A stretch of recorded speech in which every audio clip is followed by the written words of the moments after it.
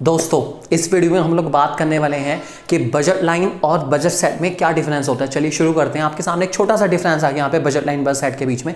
चलिए जानते हैं कि क्या फ़र्क है बजट लाइन और बजट सेट में, जो कि हमारे ऑर्डिनल यूटिलिटी अप्रोच के बहुत इंपॉर्टेंट टॉपिक है। जानते हैं हम लोग। दोस्तों बजट लाइन में लिखा गया है कि बजट लाइन टू गुड्स के उन सारे कॉम्बिनेशन को शो करता है जो कंज्यूमर अपनी पूरी इनकम खर्च करके खरीद सकता है। बेसिकली लिखा गया है कि budget line shows all those possible combination two goods which consumer can purchase, which consumer can acquire with its entire income. अपनी पूरी इनकम खर्च करके कंज्यूमर कौन कौन से कॉम्बिनेशन ले सकता है टू गुड्स के, वो सारे कॉम्बिनेशन शो करते हैं हम किसके अंदर, बजट लाइन के अंदर।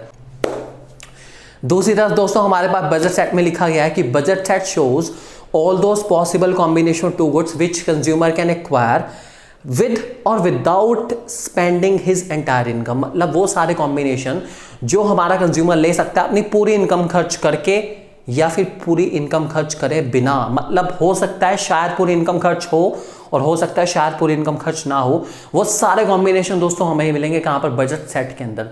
तो देखा जाए तो बजट सेट में कॉम्बिनेशन काफी सारे लिखे हुए हैं आपके सामने। यहाँ पे कॉम्बिनेशन लिखा हुआ है दोस्तों। एग्जांपल दिया गया है बजट लाइन में कि आपकी इनकम 30 रुपए है, आप बाजार गए, आपको सामान लेना, आप दो सामान ले रहे हैं जिन सामान का नाम है ए और बी, दोनों 10-10 रुपए के हैं। कॉम्बिनेशन कौन कौन से खरीद सकते हैं अगर आपको पूरे रुपए खर्च करने हैं। अगर आपको 30 रुपीज़ के 30 रुपीज़ खर्च करने हैं तो कौन कौन से कॉम्बिनेशन आप खरीद सकते हैं, वो बजट लाइन में दिखाए गए हैं। कॉम्बिनेशन आपको दिख रहे हैं दोस्तों, 03 है, 12 है, उसके बाद 21 है और उसके बाद 30 भी है। आप देख पा रहे हैं सारे के सारे कॉम्बिनेशन। इन सारे कॉम्बिनेशन को जब मैंने प्लॉट करा, जिसमें मैंने गुड एक्स या फिर हम कह सकते हैं जो हमारा यहाँ पे गुड बी है वो दोस्तों रहेगा हमारी वाई एक्सिस पर और जो गुड ए है वो रहेगा हमारी एक्स एक्सिस पर। जब मैंने इसको प्लॉट करा तो मेरे सामने एक लाइन आई, स्लांट नीचे गिरती हुई बड़ी अच्छी सी लाइन आई है। इसी लाइन का नाम है हमारे पास दोस्तों बजट लाइन, आपको दिख रही है यहाँ पर। जबकि बजट सेट में मैंने क्या करा, कॉम्बिनेशन लिए, वही कंसेप्ट वही है। 30 रुपये मेरी इनकम है, मैंने सामान लेना है, 10-10 रुपये का सामान है, कौन कौन से कॉम्बिनेशन ले सकता हूँ।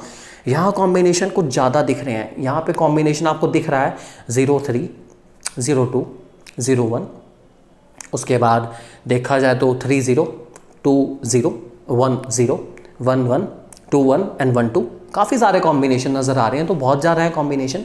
ये इतने सारे कॉम्बिनेशन हुआ है दोस्तों जिनमें कुछ कॉम्बिनेशन ऐसा है जिसमें पूरा पैसा खर्च हो रहा है और कुछ ऐसा है जिसमें पूरा पैसा खर्च नहीं हो रहा। मतलब जिसमें 10 रुपये खर्च हो रहे हैं या हो सकता है 20 खर्च हो रहे हों, और कुछ ऐसे है जिसमें 30 के 30 भी खर्च हो रहे हैं।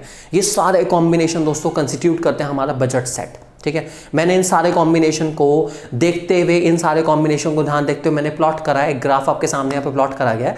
तो देखा जा रहा है कि बजट लाइन के नीचे का सारा एरिया जो शेडेड है उसमें कहीं पर भी बजट सेट हो सकता है। इसका मतलब शेडेड एरिया जितना भी है हमारे पास जो आपको यहाँ दिख रहा है वो सारा किसको रिप्रेजेंट करा है, हमारे बजट सेट को। तो यहां से इस बात को कंक्लूड करा जा सकता है कि जो बजट लाइन है वो एक तरीके से हमारे बजट सेट का ही पार्ट है, क्योंकि बजट सेट के अंदर वो भी कॉम्बिनेशन दिख रहे हैं जो बजट लाइन के हैं। इसका मतलब बजट लाइन छोटा कंसेप्ट है और बजट सेट हमारा बड़ा कंसेप्ट है। आप देख पा रहे हैं जैसे यहाँ पर नजर आ रहा है आप लोगों को। और यहाँ पर आपके दोस्तों हमारे पास बजट लाइन का छोटा सा फॉर्मूला है, उधर लिखा गया है अलजेब्रिक एक्सप्रेशन, उसको हम कह सकते हैं m equals to P1x1 plus P2x2। P means price है, x मीन्स पहले वाले गुड की क्वांटिटी, P2 मीन्स दूसरे वाला प्राइस है और x2 मीन्स दूसरे वाले गुड की क्वांटिटी। और m का मतलब हमारा बजट लाइन है। m मीन्स हमारी इनकम भी शो कर सकता है। अगर मुझे कभी इनकम निकालनी हो और आपको गुड x और गुड y कॉम्बिनेशन दे देते हैं तो आप उसके थ्रू, इस वाले फॉर्मूले के थ्रू अगर चाहें तो इनकम निकाल सकते हैं। इसका मैं आपको एग्जांपल दूंगा अभी।